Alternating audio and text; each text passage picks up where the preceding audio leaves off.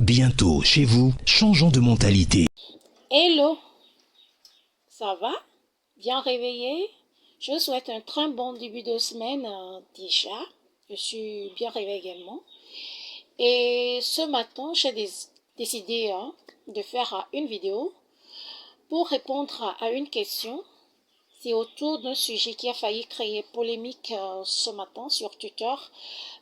C'est en rapport avec un post qui parlait d'un artiste international.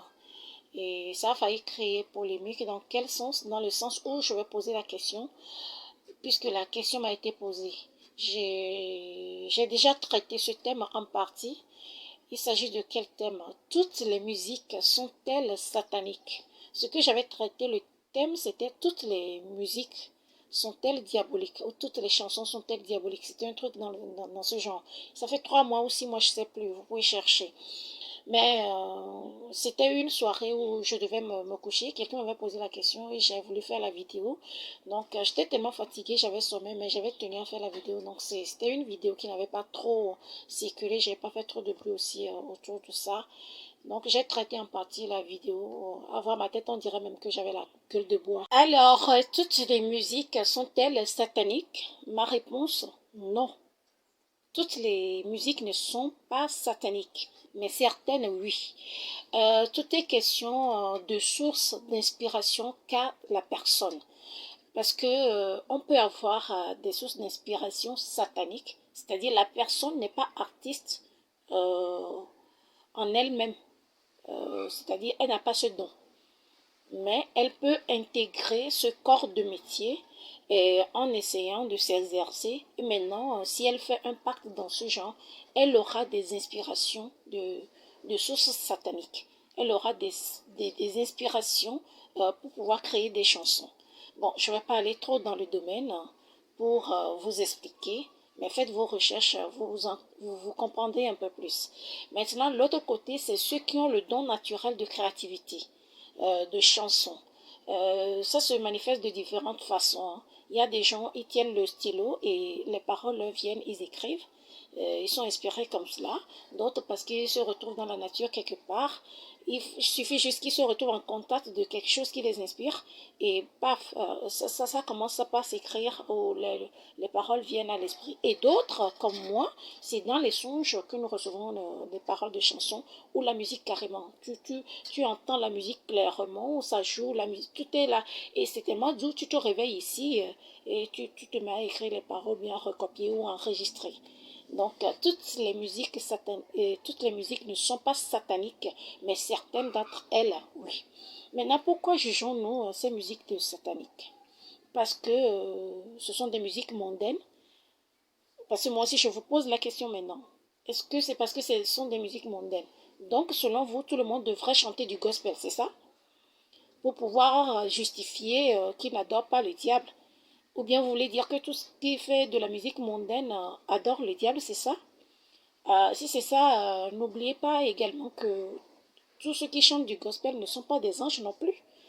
Même dans le corps pastoral ou dans le corps du Christ, n'oubliez pas qu'il y a aussi des hommes de Dieu, des prêtres, des gens dans le corps du métier qui ne sont pas des anges aussi. On voit tout le temps des scandales, ça et là, qui circulent sur la toile.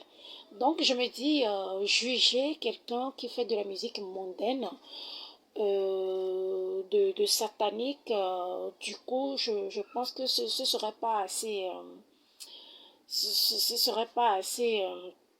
je sais pas quel mot utiliser. Juste, ce serait pas assez juste. Parce que toute créativité, c'est un don. C'est un don. Donc, si vous voulez que tout le monde chante du gospel pour prouver que, ou pour montrer qu'ils n'adorent pas Satan, ou bien qu'ils ne sont pas sataniques, je suppose donc que tout ce que nous faisons comme métier aussi, on doit laisser tomber et être tous des prêtres, être des bonnes sœurs, c'est-à-dire travailler seulement que dans le côté évangélisation. Bien sûr, Dieu a appelé chacun pour une mission sur cette terre et chacun a le devoir de découvrir c'est quoi sa mission afin de l'accomplir et ne pas passer à côté. L'idéal serait de se consacrer à son Dieu pour lui montrer cette gratitude, ce pourquoi il nous a appelés d'ailleurs. Mais c'est lui qui a créé aussi d'autres corps de métier. Et c'est grâce à l'intelligence que lui-même il nous insuffle, grâce à l'Esprit Saint qui nous fait mouvoir, que nous arrivons à faire des œuvres, à faire des exploits. Donc si tout le monde devrait se ranger du côté de la chanson seulement que dans le gospel, vous ne voyez pas qu'il y a problème? L'exemple des chansons qui parlent d'amour, ces chansons, ça pense les cœurs blessés, ça restaure les émotions chez certaines personnes qui les écoutent. Les chansons qui parlent de la philosophie de la vie également. Prenons le cas de Bob Marley. Bob Marley il fume, on le voit sur scène, il fume. C'est pas qu'il fume petitement, il fume le gars là. Mais sa philosophie, regardez toute la génération qui est derrière Bob Marley. Même il y a des chefs, des directeurs, des gens qui écoutent Bob Marley, du Bob Marley. Donc, même quand on parle de Rasta, c'est pas tous les Rastas qui sont à condamner. Parce qu'il y a des Rastas qui sont en veste. Mais je ne parle pas de dreadlock forcément, parce que le Rastafari, c'est pas une affaire Attendez, je vais diminuer ce truc-là. C'est pas une affaire de dread. Le Rastafari, c'est un style de vie. Et c'est souvent, les Rastas sont des végétariens. Donc, ceux qui sont amis avec Rasta, la philosophie, aiment du Bob Marley. Donc, c'est pour dire que nous jugeons, mais seul Dieu sait qui est juste devant lui, parce que c'est le seul qui a le pouvoir de sonder les cœurs. C'est lui qui connaît les intentions et toutes les sources qui sont derrière nos actes. Alors, tout ce que nous aurons fait sur cette terre, chacun aura la rétribution qu'il aura méritée. Que nous ayons fait du bien ou du mal, nous aurons la rétribution dans ce sens. Parce que le paradis et l'enfer, c'est sur terre d'abord. Hein. Tout ce qu'on fait, on les paye ici, avant de partir de l'autre côté. Et si on ne les a pas suffisamment payés, nos générations à venir, ils les payent. Dieu, il punit les iniquités des pères, il a dit, c'est dans Exode 20, 5 à 6, il punit les iniquités des pères, mais ceux qui l'aiment, il leur fait également miséricorde. Donc, arrêtons de juger et voilà quoi. Donc, pour finir, arrêtons de juger toutes les musiques de satanique, arrêtons de juger tous les artistes également.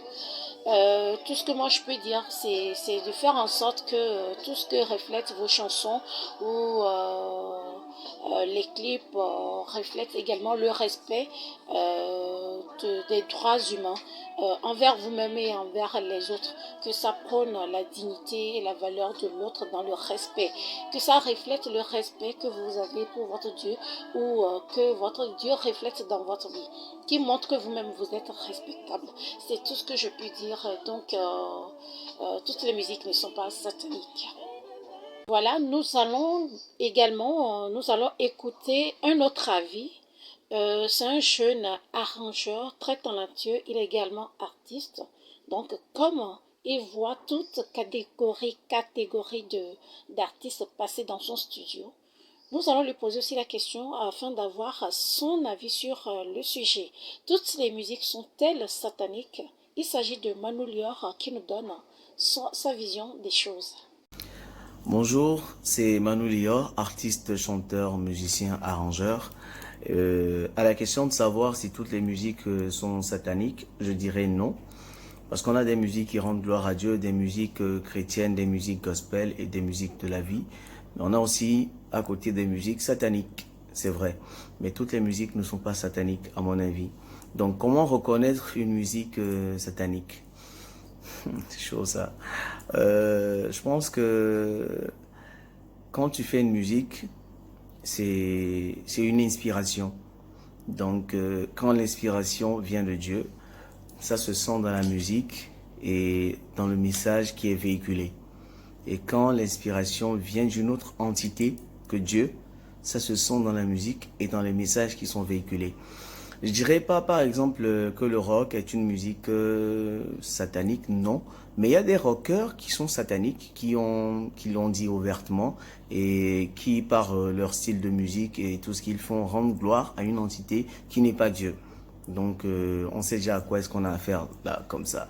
Donc, voilà, toutes les musiques ne sont pas sataniques, voilà. Mais pour celles qui sont sataniques, je pense que Dieu nous a donné l'esprit de discernement et on pourra savoir en même temps par rapport aux exemples que je viens de donner si ça l'est ou pas. Voilà. Merci beaucoup. Donc voilà Manu Lior qui s'est exprimé sur la chose. Toutes les musiques ne sont pas diaboliques, ne sont pas sataniques. Eh bien, j'espère que vous avez maintenant su faire la part des choses. Vous pouvez toutefois aussi me laisser en commentaire votre façon de voir les choses. Si oui, pour vous, toutes les chansons mondaines sont diaboliques, sont sataniques. Pourquoi vous pensez cela? Et sinon, vous nous direz aussi pourquoi cela. Parce que on peut apprendre chacun de l'autre. Hein. Donc on est ici pour apprendre. Nul n'est détenteur de la vraie vérité de tous les sujets dans ce monde. Donc merci de me laisser donc vos commentaires instructifs. Et voilà quoi, n'oubliez pas de vous abonner à ma chaîne YouTube parce que changeons de mentalité, mon émission web bientôt sera annoncée. Hein. Donc pour ne rien louper, commencez par vous abonner. Merci à vous d'être toujours là pour moi. Merci à tous mes abonnés, à tous ceux qui me soutiennent. Merci à vous. Bisous. On se retrouve dans quelques jours pour une nouvelle vidéo. Bisous.